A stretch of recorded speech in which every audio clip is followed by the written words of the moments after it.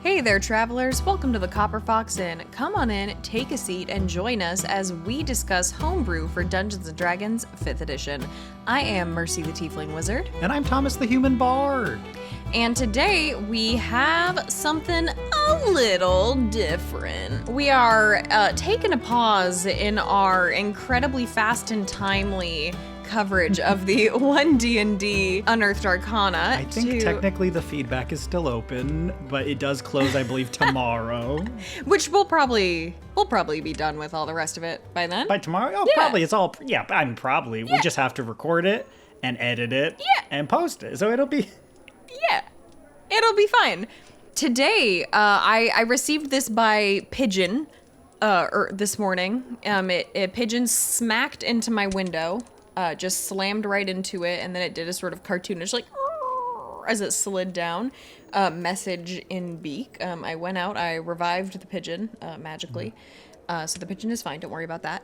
And received this scroll from Marshmallow Figs. Was it a messenger pigeon? No, it was a regular pigeon. I was going to say, I think all the messenger pigeons, are extinct. Well, I actually saw a Marshmallow Fig standing, like, in the yard, so I think Marshmallow Figs just threw a pigeon at the window. Oh, okay, fair enough.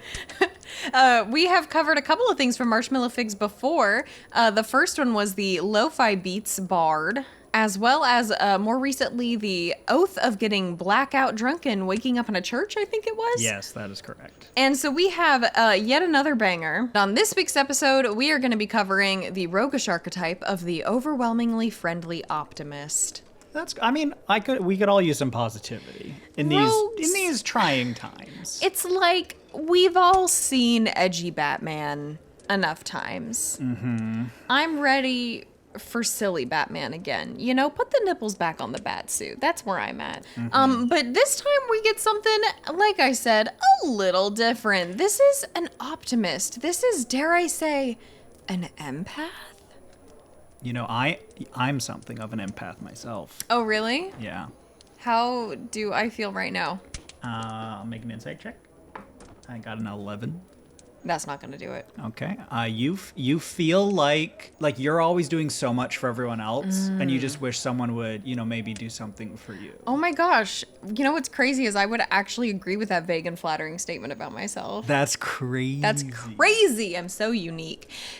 Slinking through the shadows, a halfling appears from the cover of night to give directions to a lost stranger and guide them home.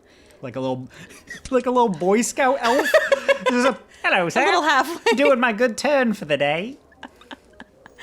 Getting my helping people cross the road merit badge. In it. An elf dexterously leaps through the air to attach a happy birthday banner right before their friend enters for a surprise party. A human is unnoticed by their target.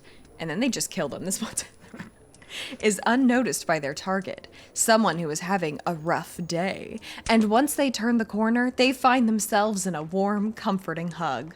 That's actually pretty scary. Like a consensual hug, I'd hope. Like they got pre-approval for this hug at some point. Yeah. While many rogues are known for their cold demeanors, immoral actions, and overall edginess, some choose a path of love and kindness and become an overwhelmingly friendly Optimist. They see the brighter side of things, and their biggest weakness is someone with a frown on their face. They are not necessarily opposed to violence, as there are some evil villains who are bent on making everyone sad. But their biggest reward is seeing someone's day made just a little bit better. A smile is worth more than all the gold in the world. You're really fully utilizing all the voice acting skills you have in this. I regret asking you to bring this in. You're really like, oh, do you have anything for us today? Boy, do I. You're really committing to these lines. Okay, so yeah, I mean, they want to help, but, in ways that are still roguish. They're sneaky, and they're dexterous and everything, but they're still but their goals are positivity in the world, they're the one who leaves that $1 that you find in your pocket when you reverse pickpockets when you're looking for your change at the bus station. Yeah, they kill you with kindness. And sometimes they just actually kill you if you want to make everyone sad. Sometimes they kill you with kindness, and sometimes they kill you with knives. Daggers, pointy sticks. That's kind of a knife, yeah. Yeah. Emotional awareness. When you choose this archetype at 3rd level, you gain an awareness of your emotional state, which you do not have prior to that. So levels 1 and 2... I've never been aware of my emotional state a day in my life. That's actually like a really big cultural problem for a lot of men in our society. Anyway, Yes, I know. go to therapy. That's what I'm saying. I've never been It's a big problem. I'm very unhappy, I think.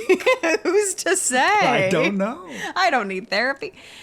When you choose this archetype at 3rd level, you gain an awareness of your emotional state and the emotions of others. You have advantage on saving throws against being frightened. In addition, if an ally you see fails a saving throw against being frightened, you can use your reaction to move up to your moving speed in a straight line towards them, and if you reach them, you may allow them to re-roll with your words of care and positivity. This movement does not provoke opportunity attacks, and you can use this feature once per short or long rest. Oh, that's interesting. I mean, it won't necessarily come up all that often. Like, saving throws versus frightened are a bit niche, but when they do happen, it's used to basically give somebody, advantage on the roll. They have to fail it first, and then you're giving them a second chance, and also maybe moving out of danger, getting out of a bad spot you're in. Because generally, if you're rolling against frightened, you're in a bad spot. Something bad's happening. So that might be useful, especially if you're like about to roll initiative or something. Is there anything you can think of that you would do to make it apply more broadly instead of just making it saving throws against being frightened? Because a lot of things that it's like player characters do, where it's like NPCs aren't rolling to intimidate you generally. That's player characters who do that. I mean, to fit with the theme of the emotional awareness, the only thing I could guess would be like when an ally you see fails an intelligence, wisdom, or charisma saving throw. So it's like just any of the emotional or mental. The mental stat saving throws, so that it's like, oh no, they got freaked out by that spell, or oh no, they fell under the charm of that person. I need to snap their emotions back into place. Yeah, I was thinking that I don't know if makes that's sense too. Well, if it's only once per day and you're just giving them advantage, it's still not overly good. I would say, it could maybe use a bit of a buff in that regard. I think that would be a useful bonus that still isn't going to feel overpowered. It's giving one advantage once per rest. But it won't come up every session. But it also lets you do some clever movement stuff, which I like as part of it. You need to go over to them and be like, friend, are you okay? And then maybe you're in range to protect them from the thing that charmed them or, tried to manipulate them somehow with a spell or something. I like the idea of charmed fitting in as well, because when I think of charmed, I think that can also be that sort of classic scene where the villain is getting to them and they're like, don't you deserve better? Your friends don't appreciate you like I do. And they're like, you're right. I was picturing sort of the the Jungle Book with the snake with the hypno eyes, where it's just charming you because it's hypnotizing you and you're starting to lose yourself. And they're like, remember who you are. Yeah, that's pretty good. That's pretty good. All right. Well, let's see where else it goes, though. Maybe it addresses some of those later. Encouragement. At 3rd level, you are an expert at spreading joy. I feel like I'm doing an ad read. You are an expert at spreading joy, and this excessive positivity can encourage your allies to keep up the fight. Try Zoloft. Exactly. Zoloft Lexapro. Talk to your doctor. You have a pool of positivity dice, I love that, which are d6s, equal to the amount of d6s available from your sneak attack damage. So it just scales along with sneak attack. I think that's a good way of simplifying that. Interesting. You may use your bonus action to use one of these dice to say words of encouragement and love to an ally within 30 feet who can hear you. What? You'd better not say they get to add that dice to a skill check or I'm gonna be pissed! The ally gains temporary hit points equal to their roll on the positivity dice. The amount of positivity dice that you can use for one ally at a time is determined by either your wisdom modifier or charisma modifier, your choice. You regain all expended positivity dice after you finish a long rest. That's a little finicky. Yeah. A little bit. But I get the idea here. It's interesting. I mean, it's like a ranged heal, like a non-magic ranged heal, but it's temp HP, not real HP. That's interesting. There's something there. It is a bit, maybe, I don't know how well it fits in a rogue kit. By the way, if we're providing a little bit more critical feedback than we do on... That's because we and Marshmallow Figs are tight. Well...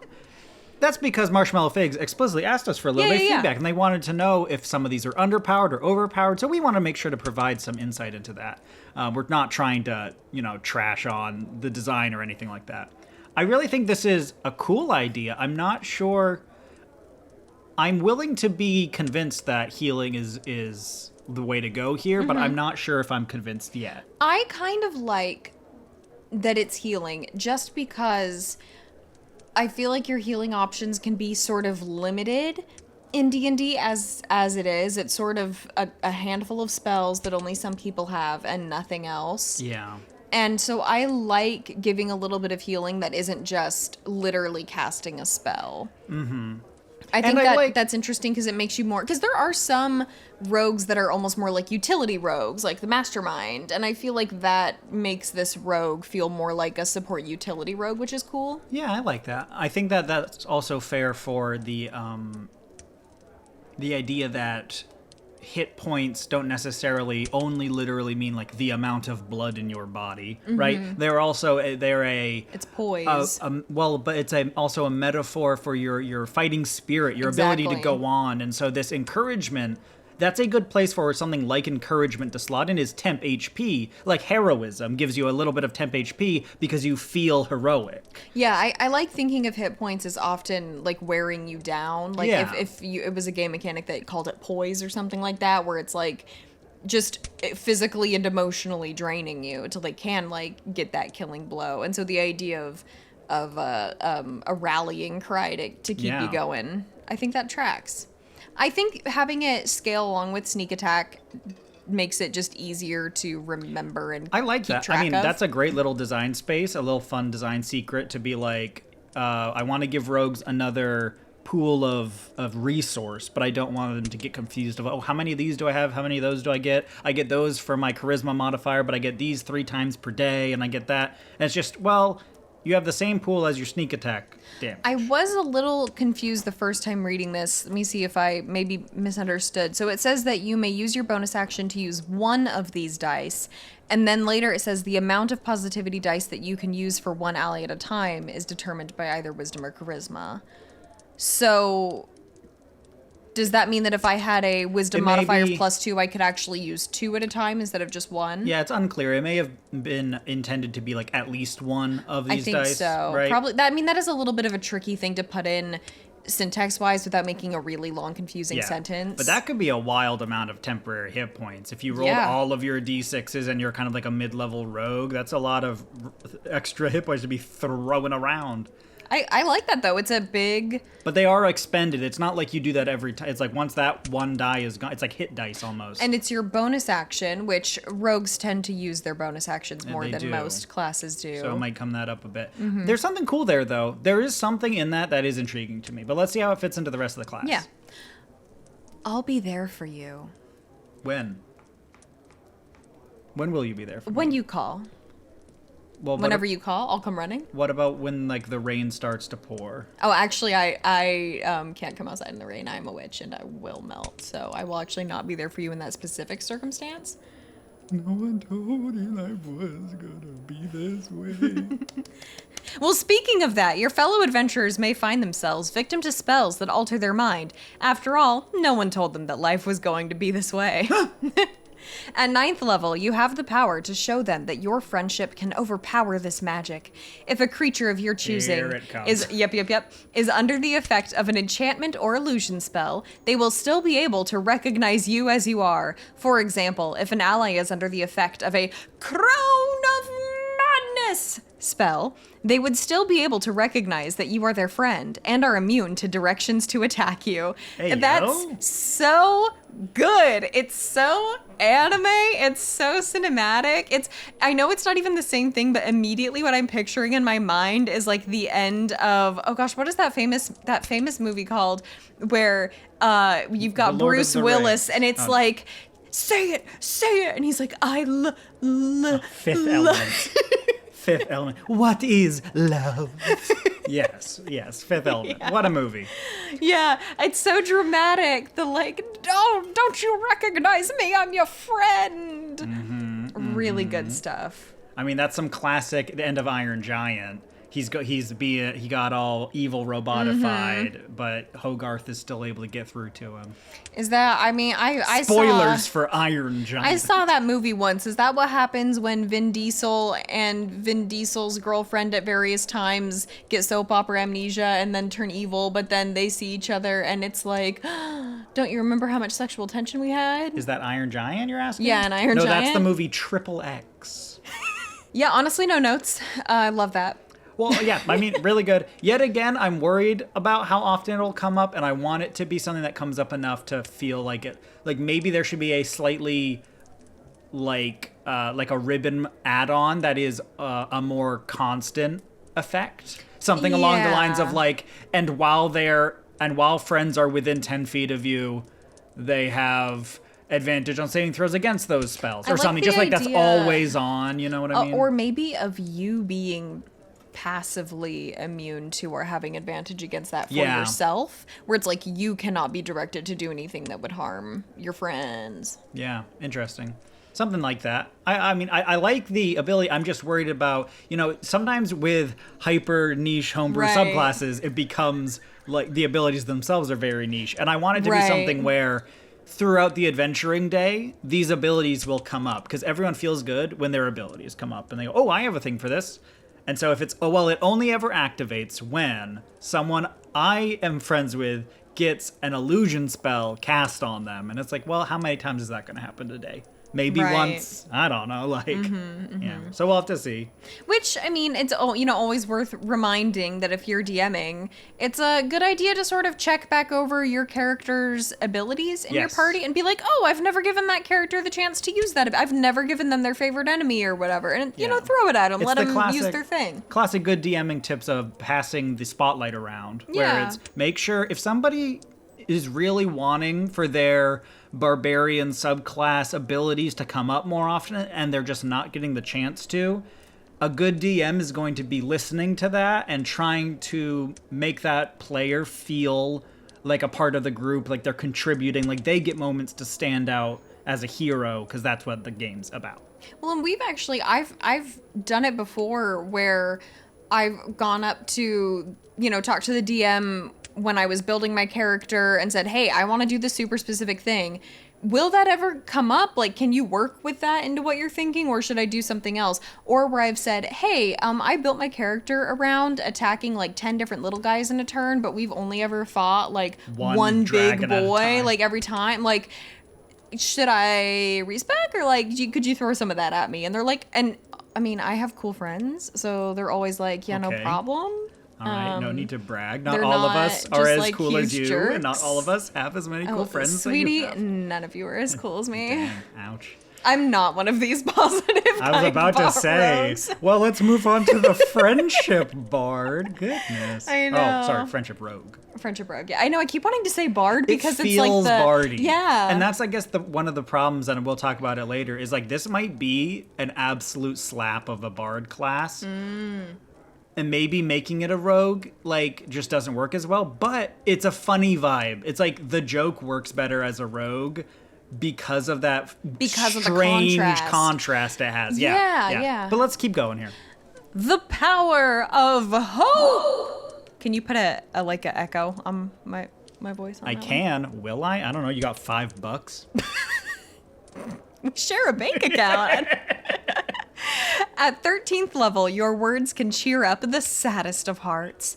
You may spend 1 minute giving a speech preaching love, friendship, and most of all, hope. That's for the next hour, all allies, including you, I would hope you're an ally, who hear the speech add their proficiency bonus to their AC whenever at least 2 of them are within 5 feet of one another. I like that. You may use this speech once per long rest, so it's as long as you stick together. Their proficiency bonus at third, that's +5. Whenever at least 2 of them are within. Yeah. How long does it last for the next hour? So it would be for all of a combat you're expecting to happen. It'd be for all of every combat for the rest of the day. Well, not necessarily. It's for an hour. You know how many combats you could fit in that? 60. Well, assuming that there's just sort of a line of them out the door waiting their turn to be let into your office to fight. I'm saying that's a long time to have the whole group have +5 to their AC. Woof. I mean, they have to be within 5 feet, so they literally cannot like It's about walk sticking away. together. Yeah, it's literally being within melee range. So that's fair, and that's cool. +5 might be just too good. It might need to be +2 or something, because that's like, you know, a shield and all that. And like, proficiency scaling is used in a lot of these documents, and it makes sense to use when you give somebody something really early on so that it stays useful because your proficiency grows. You're already 13th level. Your proficiency is only going to go up one more time. It doesn't. Oh, sure. So it might as well be a flat number at that point. So just feedback. Or it could be like your charisma modifier. Or something, Or yeah. something like that. to encourage Your as building. in the rogue, not Yes. each individual. Yeah.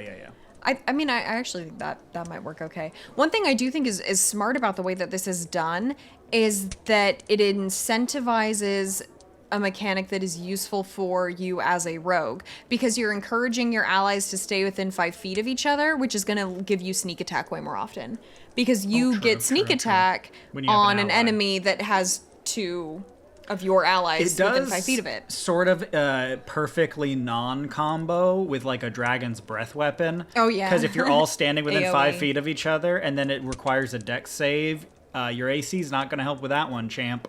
So you're all just getting absolutely roast. You're getting barbecued on that one, friends. Just yeah. I mean, but there's always a trade-off mechanically. Which I actually like that. I think that's smart. It works really well in like a big melee fight or against a bunch of enemies, like a big horde of zombies or something. Yeah. But against like a powerful wizard, not going to be as good.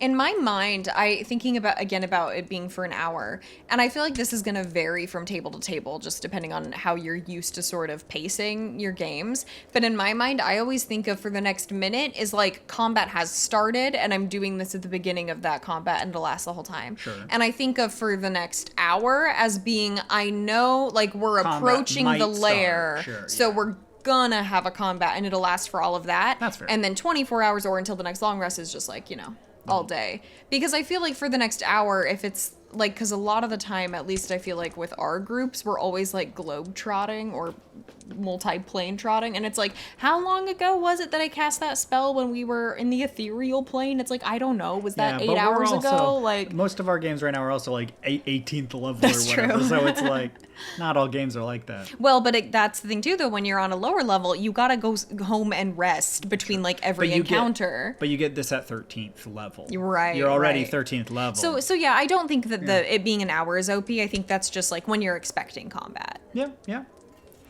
Which means you still have to kind of, if it's thrown at you totally as a surprise, you wouldn't have done this.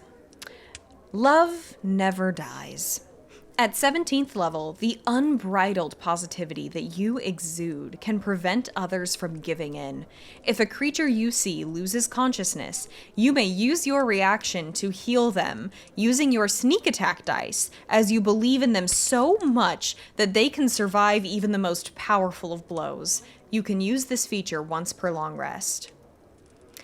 I love the flavor of this. One idea, I feel like it would make more sense for it to be your positivity dice than your sneak attack dice, because your positivity dice heal people already, and they're the same as your sneak attack dice. Basically, you get one, like, it's like you can use your positivity dice. It doesn't expend them.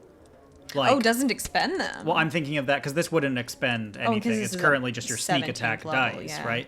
So it's like if it was your positivity dice, you can just spend all of your positivity dice already. That's a thing you can do theoretically. Well, yeah, determined by your wisdom or charisma modifier. Yeah.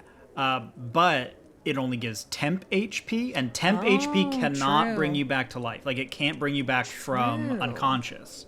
So this is like once per day, you basically change that into real HP. And I actually think for this class, that is a perfect good. capstone of like once per day that normally fake HP that represents just being like emboldened by friendship is turned into this real HP for in that moment where you're holding your friend's corpse and you're like, you can't die on me.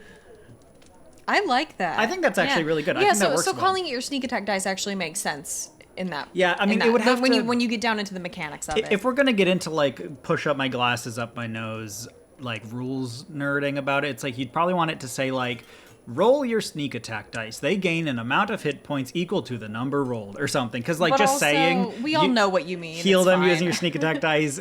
Technically, I know what you mean, but the rules are written for nerds, okay?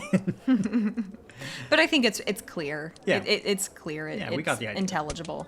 But yeah, I think that's super flavorful. The literally, like, the power of love bringing you back to life. Love it. I wish that it was like you have to make an unarmed strike on them, like you're slapping them, like, wake up, damn you, and you like slap them. Or you're like doing that thing where you're doing the CPR and it's not working. That's so then you good. just start punching their rib cage, which if you ever get it, don't do that. It would just hurt. It would just, I mean, they're already probably dead, but you're just bruising their rib cage. Just punching instead of actually doing compressions. Punching is not the same as like CPR compressions. It doesn't make them heal better or anything. Like, real CPR is actually quite, like, it's firm but gentle. I like quite a few of the design concepts going on here. Marshmallow Figs has a lot of, in the past and the things we've reviewed, they have a lot of fun flavor, a lot of fun design space. I've always really enjoyed the ideas. And I like this as the basic concept of, like, yes, my rogue will kill you with kindness. Haha. It definitely is, it's not a very proactive class or subclass in that I can't really, like, do anything against enemies with this. Every single one of these abilities is about supporting my allies, which is cool. That's fine. But even bards have a few, like, subclass abilities that they get to use, like, proactively against problems as opposed to only reactively for buffs and for healing and stuff. I think there's space in this to have at least one of these abilities somewhere. Say, like, while you're surrounded by your friends, you get a benefit on your, like, to hit rolls or something like that to make it so that you can be more effective against enemies as well as helping your friends be more effective. Looking back at the flavor text at the beginning, I think that there are some ideas there that if you were gonna do another pass, that I think it would be fun or interesting to see if you could incorporate them more explicitly. What you were saying about having some offensive abilities, in the flavor text it talks about how you're not opposed to violence because some people want to make everyone sad. And so the idea of being able to tie an offensive ability into that, into reacting to somebody harming another creature. Oh yeah, I think that would be a really cool there's the Paladin Oath of Redemption, which has an ability called Rebuke the Violent, which says immediately after an attacker within 30 feet of you deals damage with an attack against a creature other than you. You can use your reaction to force the attacker to make a wisdom saving throw, and then they take damage if they fail it, as, like, that damage springs back on you. Haha. That's what you get for being violent. I would like the idea that you could do something like, it's a rogue, right? We want to tie it into things like sneak attack. So maybe if an enemy has, harmed a creature allied to you within the past turn or something, you get sneak attack on them just regardless. Like, it just gives you whenever they harm others, you now get sneak attack of being like, don't make them sad, and then you get to attack them. That's a clever mechanic for a rogue. Something like that. Yeah, giving you a more trigger for that sneak options attack. to have sneak attack. I like that a lot. I also think that in the first paragraph of the flavor text, they reference, like, the classic sort of sneaky acrobatics of rogues quite a bit, but then none of these abilities interact with them too much, except for the first one, emotional awareness, that lets you move up to your movement speed, but none of the others give you, which I don't know that they really need to. I don't know if there's an obvious place for it too, but if I was just sort of brainstorming around with all of my various marshmallow friends about, things you could look at incorporating, I think that those are two really fun ideas that could be, if you wanted to, spice it up, mix it up a little bit. Yeah, definitely. Like I said earlier, there's definitely a place for this as a rogue, but I think you've got the makings of a very interesting bard. Bards are already support, they're already about buffing, they're already about all that, and just the sheer, like maybe it's the clowning or the jesterly bard of, like, my only goal is to cheer people up, to bring like joy and cheer. I don't even really attack much. I just juggle or something like that as a bardic thing. Whereas, currently the lore bard is about learning about legends and having access to spells. And the valor bard is about being like a war drummer or like, a member of a group who's motivating them to fight better in battle.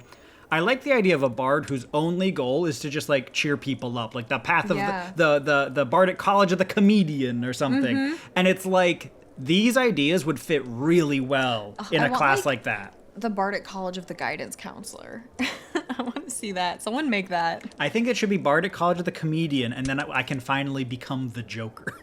Ooh, you know what? You know what the rogue archetype of helping people heal emotionally is? Harley Quinn. Harley Quinn in the new DC animated series. Is she a rogue? She's like a barbarian. Yeah, she might be a barbarian. She has too much. She's very acrobatic, though. Very acrobatic. Yeah, Very high dex. That's true. More than strength, I think. That's true. But I do think that on a kind of final note for that, while this would obviously mesh very well with a bard, I love the contrast of trying to take these two things that don't normally obviously go together and to balance them out. And I think that the more ways that, like, very cleverly at the end there, motivating with the power poke, motivating your allies to stay within 5 feet of each other, the more ways you can tie that into the rogue mechanics, the more fun I think that is to be like, no, it works. Like, you can make it work. Oh, it actually ties into my thing I got over here. Yeah, it's actually perfect for rogue because of this and this. And I think that's really fun. And I like the places where you can see that in here a lot. I agree. There's a lot of fun to be had here. Thanks so much, Marshmallow Figs, for sending this our way. We really appreciate it. We sure do. And, throw us a like, why don't you? You're so stingy with those likes. No. Oh, no, Marshmallow's fine. Marshmallow's off the hook. You're good. So sorry. Marshmallow, you're fine. You know what? You can leave. Yeah, go. You're allowed to go. Actually, get out. But everyone else, if you've not liked this, you sit your butt back down on that bench. We have 3 more hours. You better buck. If you haven't liked this video, what are you doing, honestly? If you're not subscribed, I'm embarrassed for you.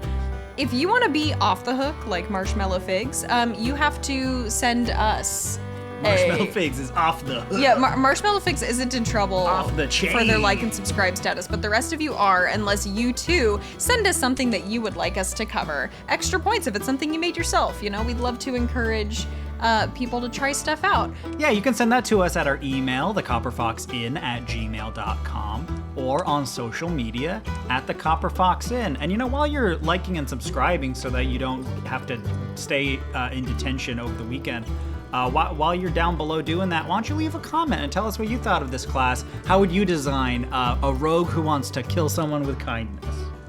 And until next time, keep on adventuring. Bye. Bye.